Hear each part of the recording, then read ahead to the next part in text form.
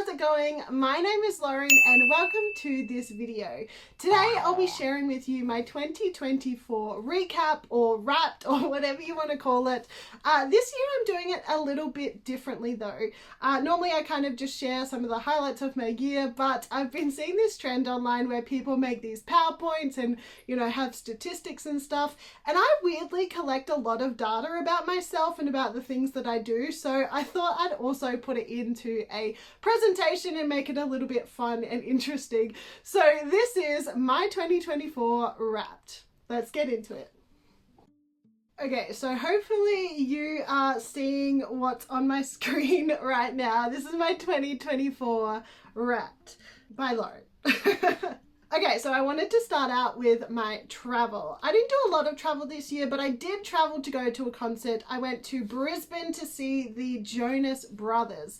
They were not coming to my state at all, and it turns out that the friend that I was going to was already going to Brisbane, so I might as well go there with her and holiday with her. So it was a 2-for-1. I was spent the whole week there. We went to all the fun places. We went to the Australia Zoo. We went to Imondi Markets. We did so many fun things. It was a great week. Loved that trip. Now, concerts. I love going to concerts. I absolutely enjoy live music. I also work in radio, so like I can get some tickets sometimes, which is a really fun perk of my job. But most of the concerts that I went to this year, I did actually pay tickets for. So I went to 8 concerts. I went to 8 concerts, which is pretty decent. I think this is one of the years that I've went to the most concerts, although I haven't really been keeping track for very long, so I would have to like sit down and really count how many concerts I went to, especially last year, because I went to a bunch last year too. Anyway, 8 concerts were, I went to We Are Messengers, which is a Christian band, Pink, Jonas Brothers, Niall Horan, For King and Country, also a Christian band, Jessica Mauboy, she's Australian, Taylor Henderson, he's Australian, and Kid Laroi. Now, some random fun activities. I keep track of random fun things that I do throughout the year, also not so random fun things, but some of the highlights of this year were, I went to a sunflower field. I went to a lavender field, and the lavender field actually happens to be down the road from where I live, so love that for me. I went go-karting and I went to a bush dance, which was so much fun. Okay, I also kept track of how many movies I went to see in the cinema and which ones. So I went to see 13. I went to see 13 movies in cinema, and they were Anyone But You, Hunger Games, Mean Girls, Aquaman, Unsung Hero, Twisters, The Forge, It Ends With Us, Wicked, Venom, Wild Robot, Runt, and Mufasa. And out of those movies, these 3 were my favorites. I loved Twister. Twister was so good. And I deliberately watched the old movie before I watched the new movie, just so I could get the right context for what this movie was. And I was fully educated, you know, like I didn't want to just have seen the new movie. But the new movie was so much better, storyline-wise, acting-wise, actors-wise, like it was amazing. The Forge is a Christian movie, and oh, it was convicting, it was beautiful, it was so good, and I'm so glad that I got to see it. It was awesome. And Wicked, I hate to say it, but it was phenomenal. I've never seen the Broadway musical or any musical of it. I've seen an amateur version of it, but I only saw the first half, so I really have no idea how it ends, and I had no context other than the songs being on Glee and like just pop culture in general. But whoa, it was an amazing movie, well produced. I love the fact that they had very little CGI at all, and it was all props and set design, and I just love that part of film and how intricate it was made. So I have to give them props for that. Now, I also kept track of the TV show seasons that I watched. There's a few that I watched like a lot of the same show, but the seasons, because I like discovered that show. So I watched 19 seasons across the whole year, which sounds like a lot, but really it's not that much. My favorite shows currently are The Rookie, Sullivan's Crossing, Chad Michael Murray, and Fire Country. I love so many shows, but those are the ones I'm like gravitating towards the most at the moment. Now, this is a big section of this presentation. I kept track of the books that I read because last year I read 2, and those 2 were a huge achievement. I have never ever been a book reading girly. It has never been something that I've been motivated to do. I like read a book here and there. In high school, I found a book series that I loved, and like that was really just like what kicked off. But really outside of that book series, I didn't really read at all. It's never been fun. I couldn't find a good reading position. The books, like it's never been my thing. But something happened last year and I just, bang, smashed out a couple books. And I was like, whoa, what is happening? And so I set myself a goal. Last year I read 2 books. And so I was like, okay, for 2024, I'm going to read 5 books. That seemed reasonable, you know, across the whole year. I didn't want to be over ambitious. I was like, 5 books sounds doable, you know? But OMG, was it doable? Are you ready for how many books that I read in 2024? Are you ready for this? 16! Sorry, 16. I read 16 books. Who am I? Who is she? Who am I? Me, a reader? I don't know. I don't know how I did it. I'm shook. I'm just as shook as you are. But here's some stats about it, because boy, did I keep track. Okay, first of all, we have a graph on what kind of books I read.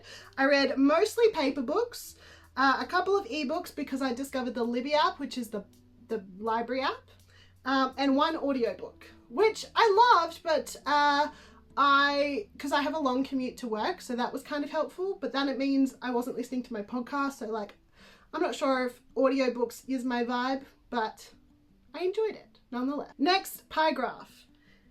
I read, these are the genres that I read. So I read mostly young adult romance, and that 50% is really just one series. So the series that I read in high school has 4 books, and I reread them because last Christmas I got the epilogue and the prologue books that I didn't know existed until now. So that's 6 books I read from one series this year. So that's what that 50% is basically that category, plus maybe a couple other books that were probably young adult. Then romance, it's not like spicy romance, although surprisingly a couple of them were, and I was like, oh, flip those pages. But just like romance in general, like they aren't aimed specifically at young adults or teenagers, right? Then I also read The Lion, the Witch and the Wardrobe and the sequel, or two of those books. Like I'm reading that series at the moment, so that's what the children's classic is. And the tiny little piece of the pie in there is a devotional, because I finished reading one of my devotional books this year. Some of the series that I read If I Stay 1 and 2, there's only 2 books in that. The Tiger Curse series, which is this one that I read in high school and then discovered the 2 new books. The Narnia Chronicles, I read The Lion, the Witch and the Wardrobe and The Magician's Nephew, and I'm, going to continue reading that into the new year. And this series called Wolf, or the first book was called Wolf, that one was the surprisingly spicy one that I was like, oop, but then I was so into the story that I read the second book, but the second book was not great. Did not like. Yeah, I could go into why I didn't like it, but that's not what this is. So those are the series that I read. Some other ones were mostly just once-offs, or I'm, finding new series to read at the moment. So the apps that I use to keep track of my reading, I use Fable, which is really fun. It gives you like a synopsis of what kind of reader you are every time you add a new book to your reading list. So at the moment, I'm a romantic warrior because I've read all of these like adventurous romantic kind of books, like the Tiger Curse series and the Wolf book and like a couple other things that I've added into there. So that's kind of the profile that I'm getting at the moment. Bookmarry is kind of the same kind of app, but it keeps track of things in a slightly different way or slightly different statistics. I found that one first, and then I found Fable, and then I didn't want to delete either of them, so I keep track of basically the same data on both of those apps. But both are helpful in their different ways, so I suggest either or both. And the Libby app is the library app where I borrow books that I don't have, so that's helpful.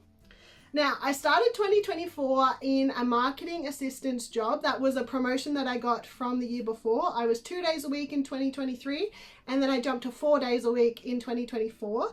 But then In July, I also became an announcer in the night show at the radio station that I was working at, or am working at. So not only am I a marketing assistant, a promotions assistant, but I'm also a night host. So I'm living the life, doing all the fun things that I love to do in one job, which is great. Love it. Now, I'm going to skip past this real fast because there's nothing interesting on this page. It's zeros, just a whole lot of zeros. 0 dates, 0 asked outs. No one flirted with me even this year. It was really sad. 0 situationships, and I didn't even have a crush this year. Let's move on. Okay, so I had goals this year. There was a video that I posted at the beginning of the year that you can go back and look at them in detail, but one of them was to finish 5 books, which I've mentioned already. I did that by far. I just smashed that right out of the park. I was very excited about it. The next one was to be on air more, or to be an announcer, which, dang, did that. And the next one was to grow deeper in my relationship with God. I'm fair sure I did that. I went through a lot this year and delved deep into the Word. We started Revelation at BSF, and poof, that is great stuff. And I also started sewing at the end of last year, so I was like, you know what, I could do 5 projects. I have not yet done 5 projects, but I've done 3, so I think that's an almost tick, and worth mentioning on this PowerPoint, because 3 projects is better than 0 projects.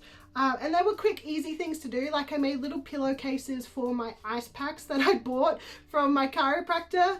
It took like 10 minutes, and then I'm making these book covers for my Bibles as well, which don't take that long, but that's where I'm at the moment.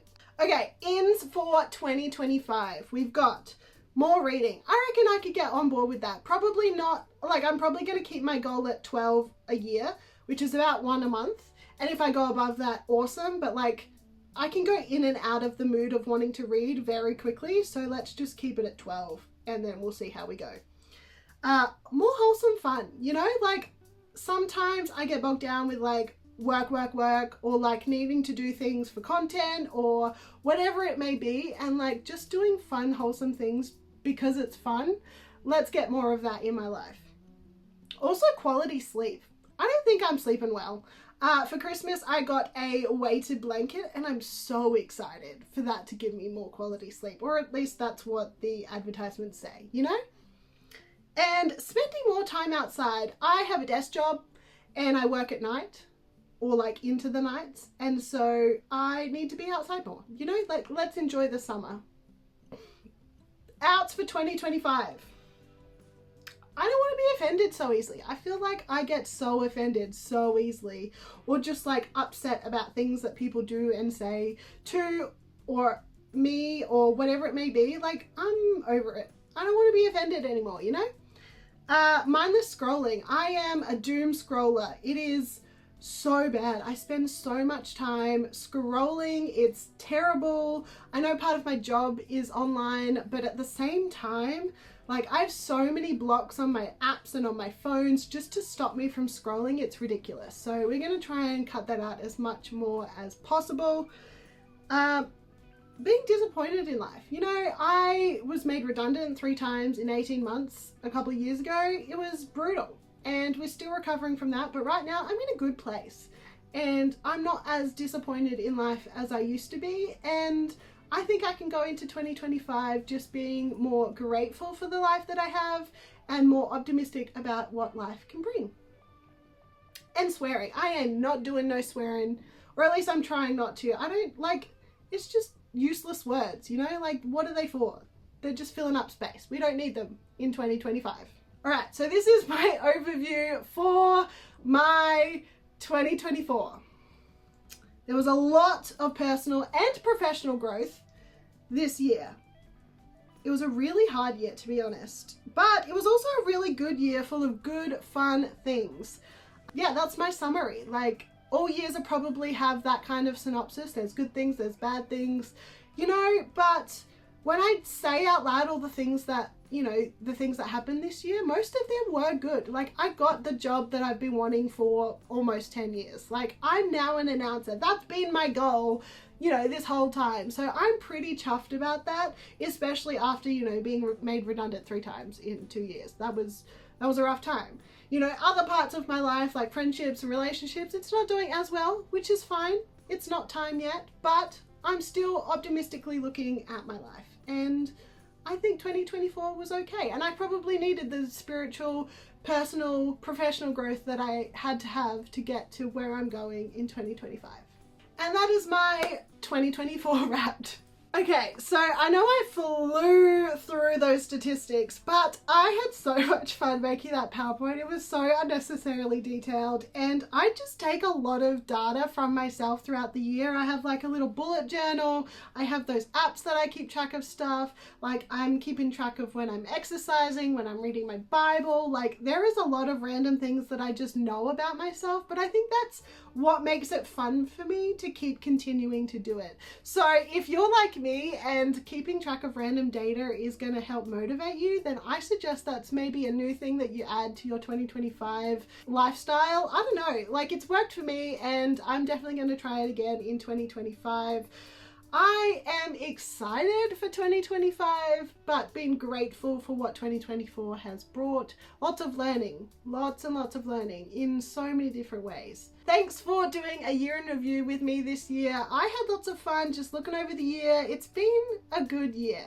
A hard, grueling learning year, but I'm grateful for it. So thanks for joining me for this video, and if you want to subscribe and tag along for the rest of the journey, what my 2025 will look like, then don't forget to subscribe, like this video, all those things. I'm very grateful for you watching this video, for supporting me in any way that you are, liking, subscribing, all those things, even just watching this video. Thanks, you know, I appreciate it. I'm not, you know, a super famous YouTuber or anything, and so your attention span is highly valued, so thank you very much. Don't forget to hug someone today. See you later. Bye!